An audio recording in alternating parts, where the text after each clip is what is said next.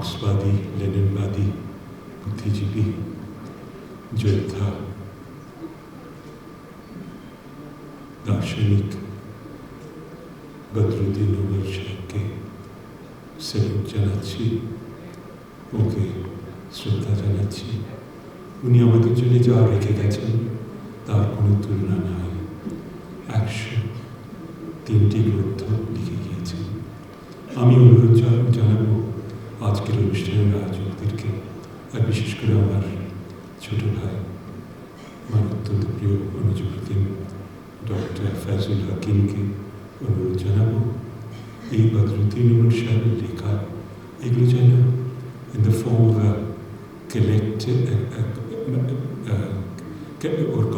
ওর যে কম্পিলেশন করা দরকার, ওর লেখা in its entirety আমাদের মনে হয় কম্পাইল করা দরকার।